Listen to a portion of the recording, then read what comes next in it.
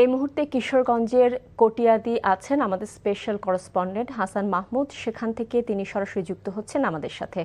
হাসান, প্রধানমন্ত্রীর আজকের অন্যান্য কর্মসূচি সম্পর্কে আপনার কাছে আর যেসব তথ্য রয়েছে আমাদের জানাবেন।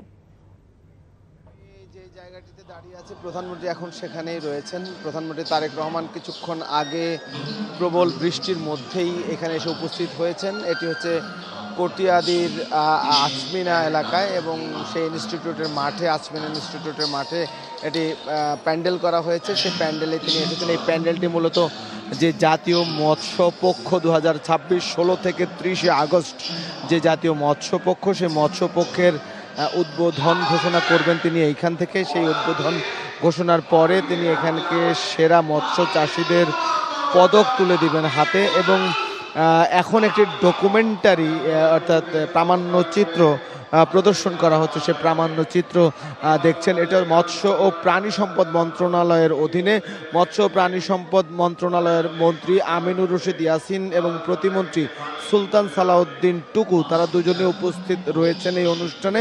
অর্থাৎ জাতীয় মৎস্য পক্ষ 2026 উদ্বোধন করা হবে এখান থেকে।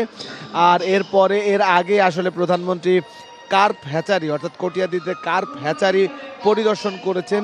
সেখানে মাছের পোনাও অবমুক্ত করেছেন। কার্প হ্যাচারিতে তিনি মাছের পোনা অবমুক্ত করেছেন এবং হ্যাচারিতে যারা মৎস্য সম্পদ নিয়ে, মাছ নিয়ে গবেষণা করেন তাদের সাথে কথা বলেছেন এবং বিভিন্ন পরামর্শ দিয়েছেন কিভাবে মৎস্য চাষকে আরও বাড়িয়ে তোলা যায়, বিশেষ করে হাওর অঞ্চলে। তো এরপরে তিনি এইখানে এই অনুষ্ঠানে বক্তৃতা করবেন। বক্তৃতা করে শেষে তিনি চলে যাবেন কিশোরগঞ্জ সদরে, যেখানে শোলাকিয়া মাঠ পরিদর্শন করবেন, বৃক্ষরোপণ করবেন এবং বিকেলে পুরনো স্টেডিয়ামে তিনি ফ্যামিলি কার্ড সহ, স্কুল ব্যাগ সহ কয়েকটি কর্মসূচির উদ্বোধন করবেন। ফ্যামিলি কার্ড দ্বিতীয় পর্যায়ের উদ্বোধন করা হবে আজ।